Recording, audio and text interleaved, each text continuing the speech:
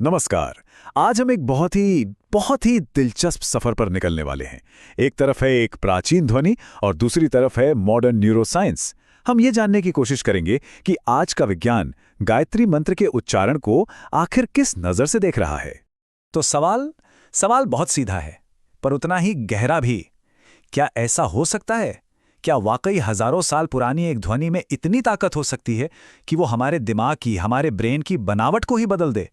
अब देखिए, ये सिर्फ एक आध्यात्मिक सवाल नहीं रहा। अब ये एक साइंटिफिक पजल, एक वैज्ञानिक पहेली बन चुका है। और इसका जवाब हो सकता है आपको हैरान कर दे, क्योंकि विज्ञान और खास तौर पर न्यूरोसाइंस अब इन पुरानी पद्धतियों की गहराई में उतर रहा है। और जानते हैं क्या? उसे कुछ ऐसे सुराग मिल रहे हैं, कुछ ऐसे क्लूज मिल रहे हैं जो हमें इस दिशा में सोचने पर मजबूर कर देते हैं। तो ठीक है, चलिए इस पड़ताल को शुरू करते हैं। सबसे पहले हमें ध्यान यानी मेडिटेशन और हमारे दिमाग के कनेक्शन को समझना होगा। और इसकी नींव, इसकी फाउंडेशन हमें मिलती है हार्वर्ड की एक बहुत ही जरूरी रिसर्च में।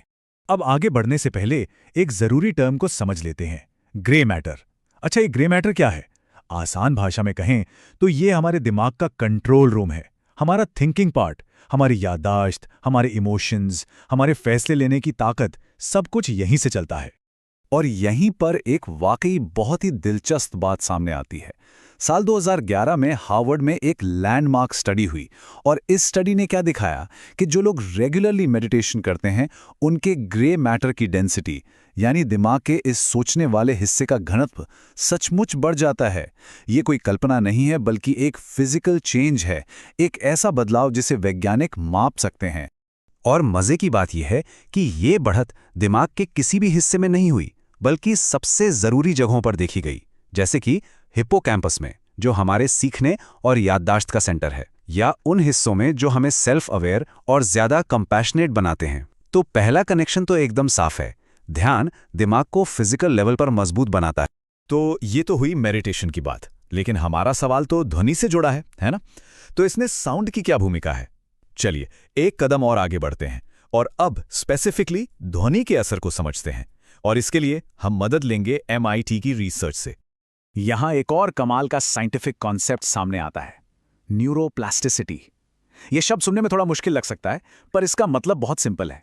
इसका मतलब है कि हमारा दिमाग कोई पत्थर की लकीर नहीं है। ये एक जिंदा बदलती हुई चीज है जो अपनी वायरिंग को, अपने कनेक्शंस को जिंदगी भर नए सिरे से बना सकता है। कमाल है ना? और यहीं पर ध्वनि का रोल लगभग जादुई हो जाता है।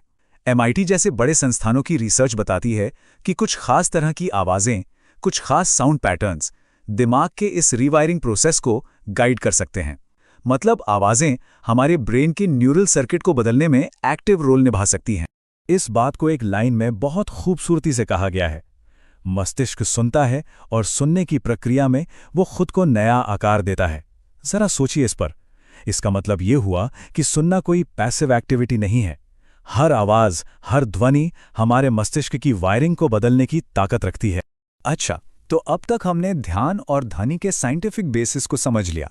अब वक्त है इन दोनों धागों को जोड़ने का और सीधे गायत्री मंत्र पर आने का। चलिए देखते हैं कि वो हाइपोथेसिस क्या है, वो परिकल्पना क्या है जो बताती है कि ये मंत्र फिजिकल लेवल पर कैसे काम कर सकता है। अब हम इस पूरे विश्लेषण के शायद सबसे दिलचस्प हिस्से पर आ गए हैं, और इसकी चाबी इस एक नंबर में छुपी है, 24। ये सिर्फ एक नंबर नहीं है, ये गायत्री मंत्र के पूरे प्रपोज्ड साइंटिफिक मैकेनिज्म का आधार हो सकता है। चलिए देखते हैं कैसे। तो इसके पीछे का जो प्रपोज्ड मैकेनिज्म है वो कुछ इस तरह काम करता है। देखिए, गायत्री मंत्र 24 अक्षरों 24 सिलेबल से बना है। जब इन अक्षरों का जप किया जाता है तो हमारी जीभ मुंह के अंदर हमारे तालू पर 24 अलग अलग प्रेशर पॉइंट्स को छूती है या स्टिमुलेट करती है। अब हाइपोथेसिस ये है कि ये पॉइंट्स न्यूरोलॉजिकली हमारे दिमाग के मास्टर कंट्रोल सेंटर्स से जुड़े हैं, यानी हाइपोथैलेमस और पिट्यूटरी ग्लैंड से। तो होता यह है कि हर अक्षर का उच्चारण इन ग्लैंड्स को एक हल्की सी स्टिमुलेशन देता है, और यह स्टिमुलेशन शरीर में पॉजिटिव न्यूरोकेमिकल्स की एक पूरी चेन रिएक्शन शुरू कर सकती है। ठीक है, तो अब तक हमने अलग अलग पीसेस ऑफ द पजल देखे हैं।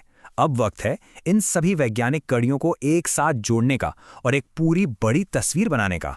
तो ये जो पूरी यूनिफाइड हाइपोथेसिस है, ये 3 मजबूत पिलर्स पर खड़ी है।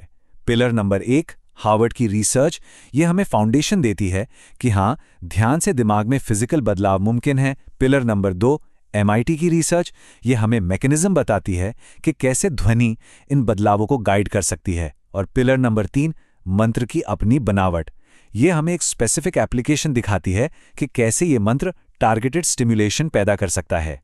देखिए तीनों कड़ियां कैसे एक साथ जुड़ रही हैं। तो जैसा कि हम देख रहे हैं, ये तीनों विचार जब एक साथ आते हैं तो एक बहुत पावरफुल तस्वीर बनती है। हार्वर्ड की रिसर्च हमें बताती है क्या हो सकता है, यानी दिमाग बदल सकता है। MIT की रिसर्च बताती है कैसे हो सकता है, यानी ध्वनि एक जरिया हो सकती है।